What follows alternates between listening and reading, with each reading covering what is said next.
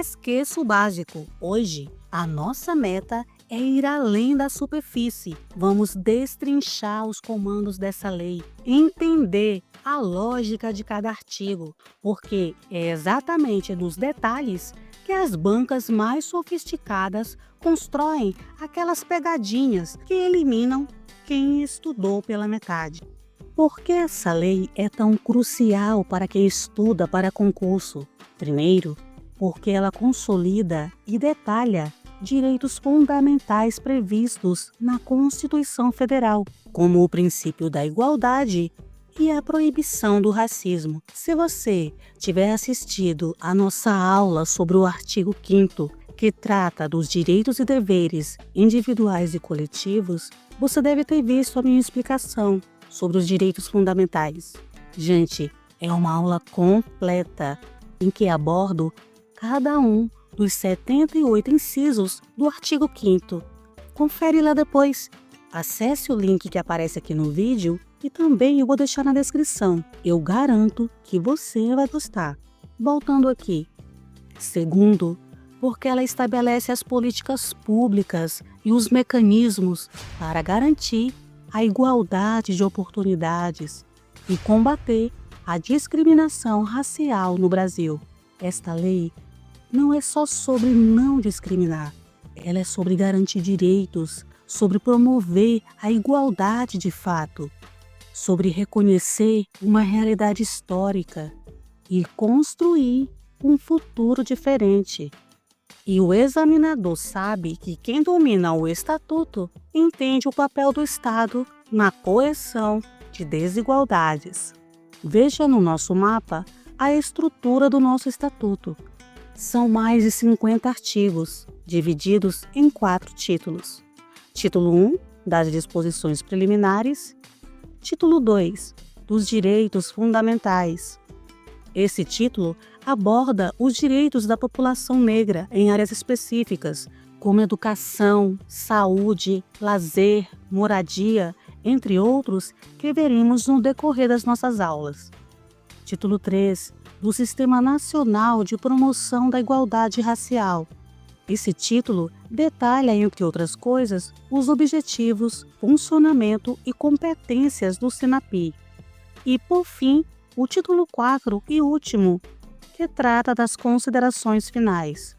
Atente-se a esse mapa, porque é ele que nos vamos seguir. Outra coisa, eu pretendo abordar esse estatuto na íntegra. Sendo assim, para que o nosso estudo não fique tão cansativo, eu vou dividir esse tema em 3 ou 4 aulas.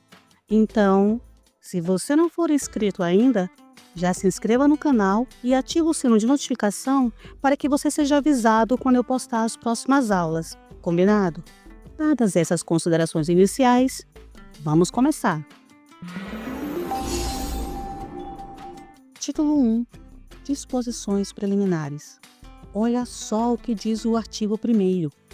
Esta lei institui o Estatuto da Igualdade Racial, destinado a garantir à população negra a efetivação da igualdade de oportunidades, a defesa dos direitos étnicos individuais, coletivos e difusos e o combate à discriminação e às demais formas de intolerância étnica. Vamos por partes. O Estatuto da Igualdade é uma norma de proteção aos direitos da população negra. Ok. Destina-se à população negra. Ok. Mas e quem é a população negra segundo esse estatuto?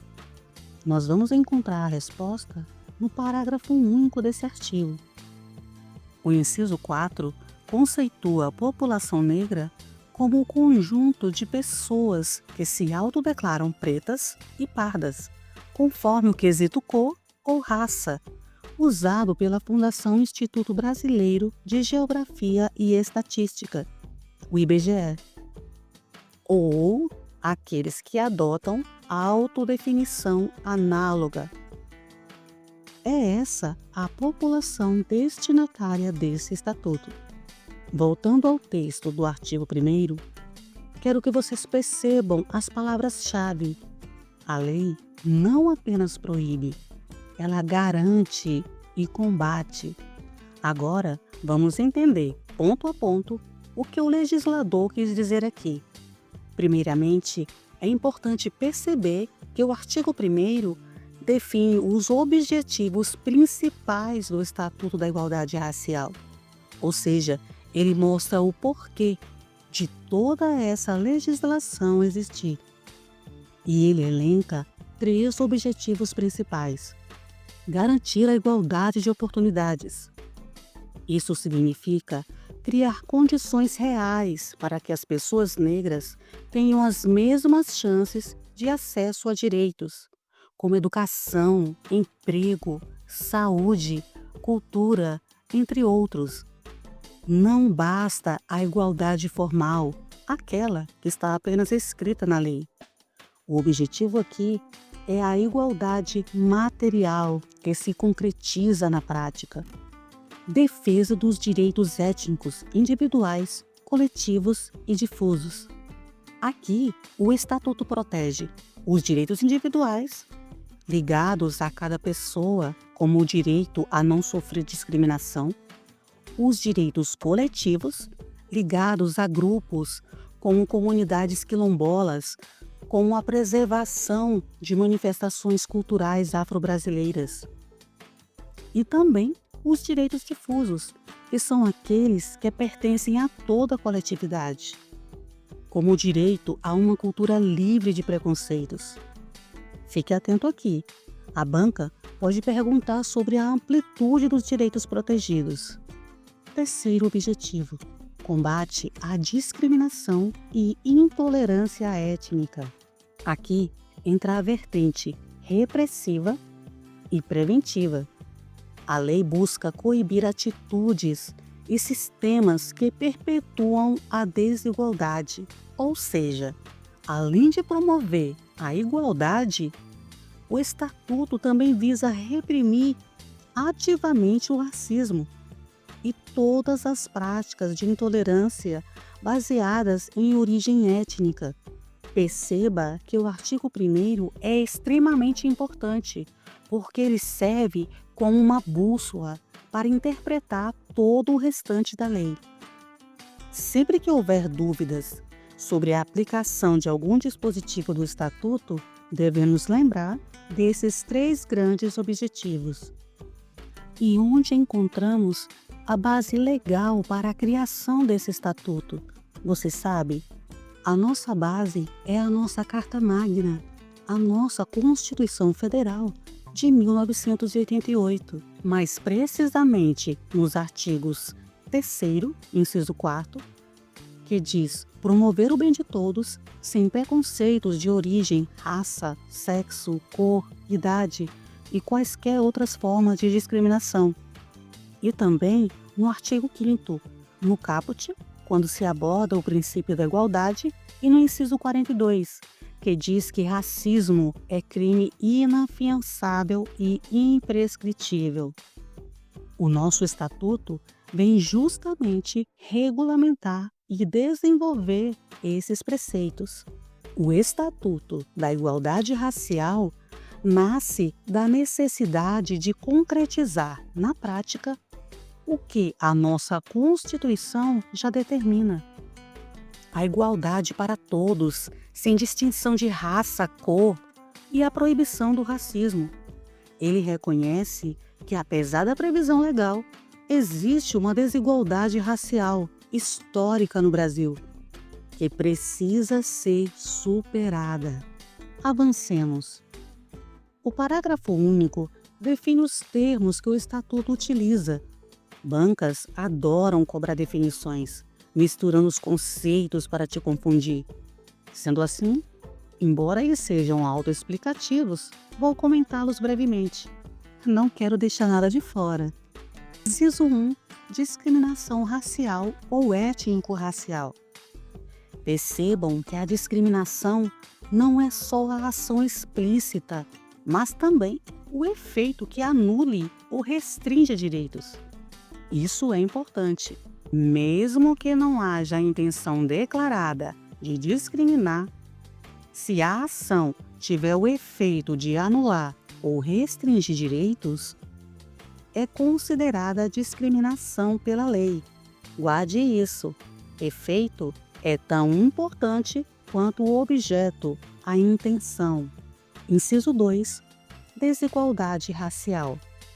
A desigualdade é a situação resultante do preconceito ou da discriminação que cria obstáculos práticos na vida das pessoas.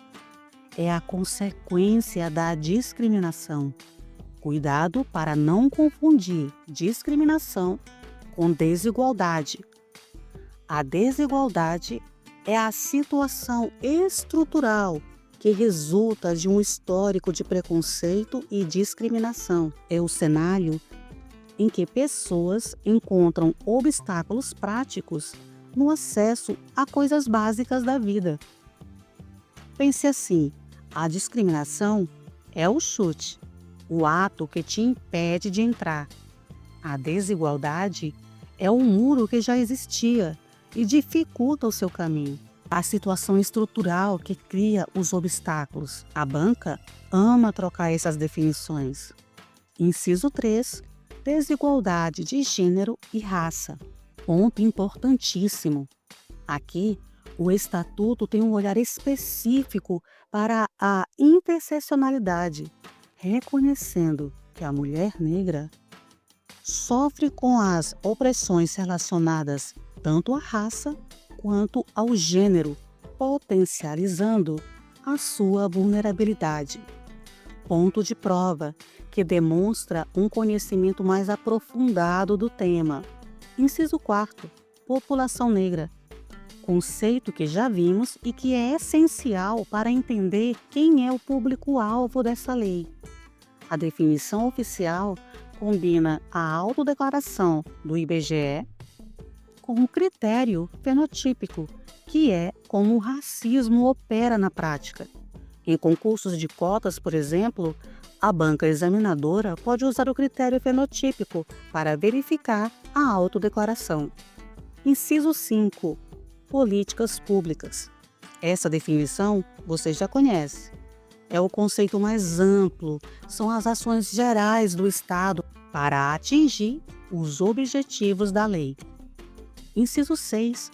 Ações afirmativas. Mais dois conceitos que você não pode confundir: ações afirmativas e políticas públicas.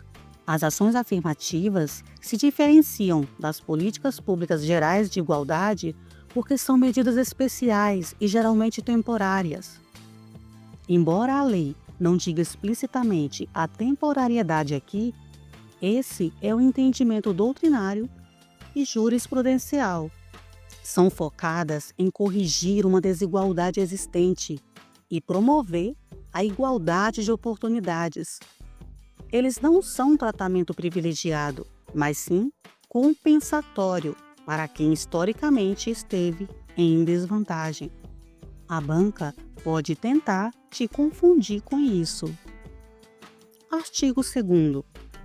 O artigo 2º é curto, direto e carregado de informações para sua prova. Ele define quem tem um dever e o que esse dever implica, além de reconhecer um direito fundamental. Vamos analisar? Aqui, a lei reforça que a promoção da igualdade racial é responsabilidade compartilhada. O artigo 2º reforça que não é só o Estado que deve promover a igualdade racial. A sociedade civil também tem esse dever.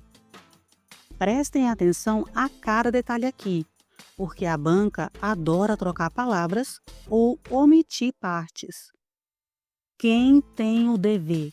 Olhem lá, é dever do Estado e da sociedade. Não é só o Estado, é uma responsabilidade compartilhada entre o poder público e toda a coletividade. Grifem isso no material de vocês. Qual é o dever?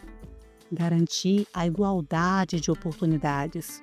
A lei manda garantir a chance de competir em pé de igualdade, não é igualdade de resultados, é igualdade na largada. Para quem é esse dever ou direito? A todo cidadão brasileiro, independentemente da etnia ou da cor da pele. A lei foca na população negra sim, mas o direito fundamental aqui reconhecido é universal para todo brasileiro, sem distinção de etnia ou cor. Isso é importantíssimo. Qual direito é reconhecido? O direito à participação na comunidade. Todos têm o direito de fazer parte, de integrar a vida comunitária. Onde essa participação é mais destacada? Nas atividades políticas, econômicas, empresariais, educacionais, culturais e esportivas. A lei lista áreas estratégicas onde essa participação deve ser garantida. A banca pode perguntar quais áreas estão listadas ou incluir uma que não está. Cuidado! O que mais deve ser defendido? Defendendo sua dignidade e seus valores religiosos e culturais. A garantia da igualdade de oportunidades e da participação vem junto com a defesa da dignidade da pessoa e a valorização de suas manifestações religiosas e culturais. Ponto importante para concursos. Palavras que você deve destacar: dever, garantir igualdade de oportunidades e reconhecer o direito à participação. Todos, dignidade e valores. Peguem essas palavras-chave para memorizar. Esse artigo explicita o princípio da dignidade da pessoa humana e está em sintonia com o artigo 5º da Constituição Federal. Artigo 3º.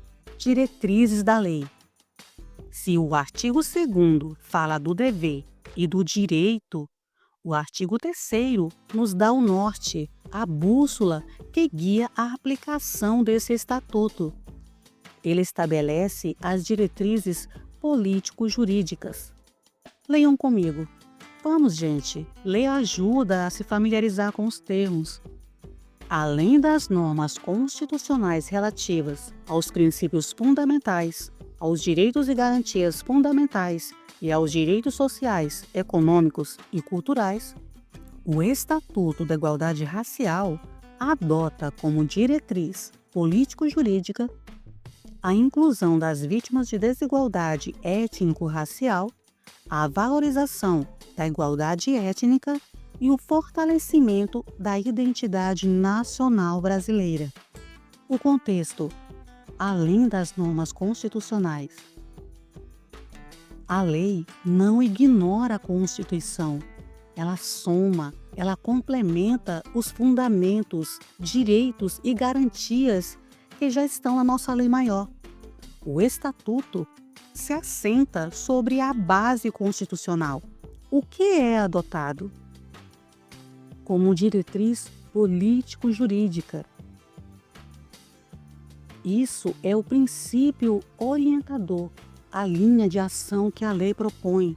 Não são definições, como em outras versões do artigo. São diretrizes. Quais são as diretrizes? São 3 pontos e vocês precisam saber quais são.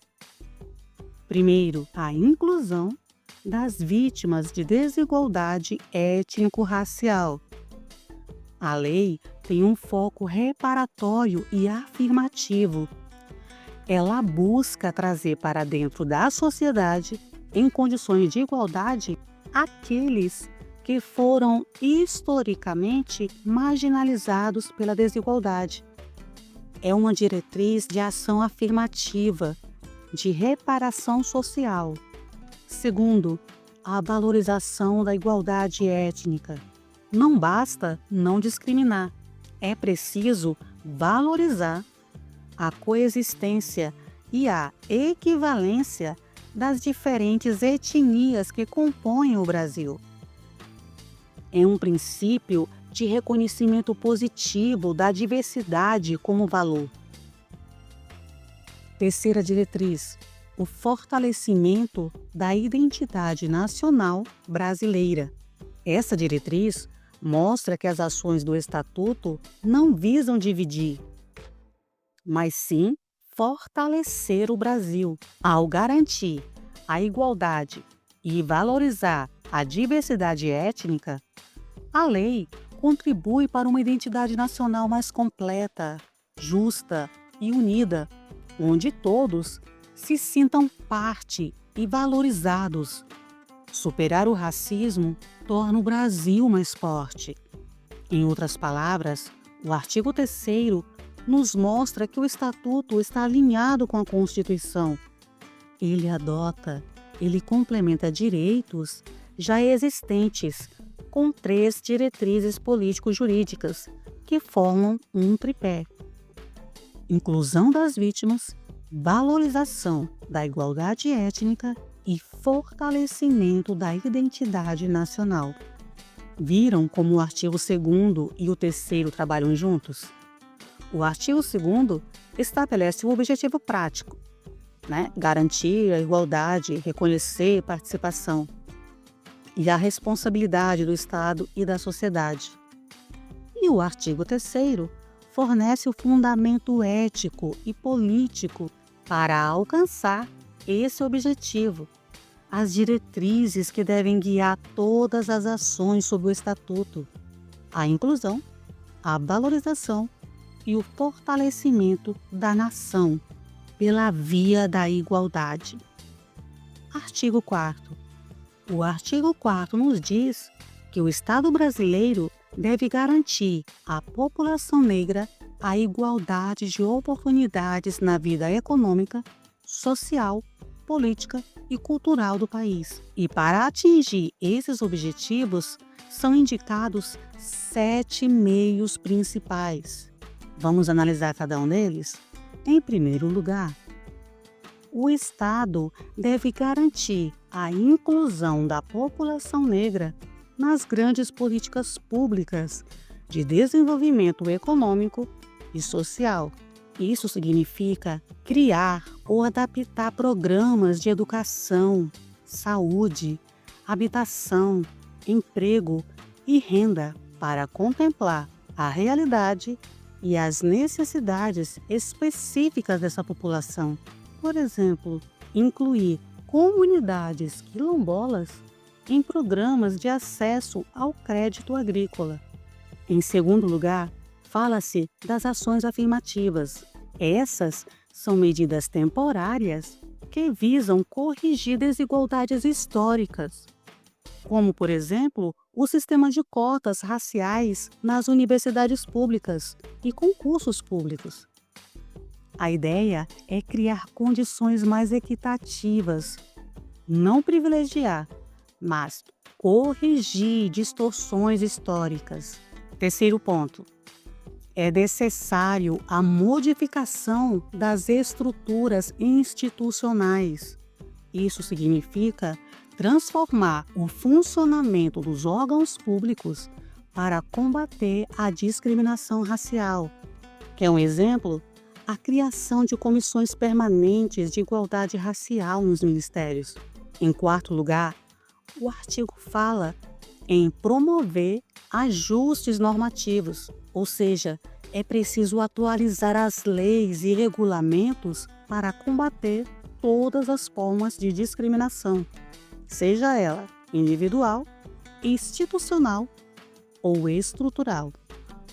Um exemplo disso é a inclusão do racismo como crime inafiançável e imprescritível, como previsto na Constituição Federal. Isso é um ajuste normativo fundamental. Quinto ponto: eliminar os obstáculos históricos, socioculturais e institucionais que impedem a diversidade étnica nas esferas pública e privada. Quer dizer, remover barreiras que limitam a ascensão de pessoas negras a cargos de liderança em empresas ou no governo, por exemplo. Sexto item: estimular, apoiar e fortalecer as iniciativas da sociedade civil que promovam a igualdade racial.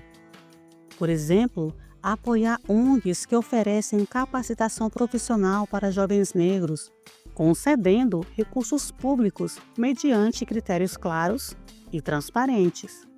E o sétimo meio consiste na implementação de programas de ação afirmativa em áreas específicas como educação, cultura, esporte e lazer, saúde, segurança, trabalho, moradia, meios de comunicação, financiamentos públicos, acesso à terra, acesso à justiça. Ou seja, as ações afirmativas precisam ser transversais, presentes em todas as dimensões da vida social. Importante destacar: o parágrafo único do artigo 4º afirma que os programas de ação afirmativa são políticas públicas de reparação histórica. Eles servem para corrigir as desigualdades e práticas discriminatórias que ocorreram tanto na esfera pública quanto privada ao longo do processo de formação social do país. Em outras palavras, reconhecer o passado é essencial para construir um futuro justo. Em resumo, o artigo 4º detalha como o Estado deve promover a igualdade racial de forma prática e efetiva, seja pela inclusão nas políticas públicas, pela adoção de ações afirmativas, pela transformação das estruturas estatais ou pela eliminação de barreiras históricas. O objetivo é claro: construir uma sociedade verdadeiramente democrática e plural. Artigo 5º. Criação do SENAPI. Esse sistema é um conjunto de mecanismos articulados entre União, Estados, municípios e sociedade civil para coordenar e fiscalizar ações de promoção da igualdade racial. E mais, municípios que aderem ao SENAPI podem receber recursos federais para projetos voltados à população negra, como centros de referência em direitos humanos. Veremos o SENAPI de forma mais detalhada no título 3, em nossas próximas aulas. Recapitulando, o Estatuto da Igualdade Racial não é só uma lei para decorar. É uma lei para entender a fundo o papel do Estado na construção de uma sociedade mais justa. Sua prova vai testar se você compreendeu essa essência. Bom, meus caros aprovados, concluímos essa primeira parte da nossa aula com a análise completa do título 1º e daremos sequência aos outros títulos no decorrer das nossas aulas. Dicas importantes que eu recomendo que você realmente faça. Releia a lei seca com as anotações dessa aula. Foque nas palavras-chave destacadas nos artigos e conceitos que vimos no decorrer da aula. Resolva muitas questões de concursos anteriores. É praticando que você fixa o conteúdo e identifica como a banca pensa. Reveja essa aula e faça as suas próprias anotações.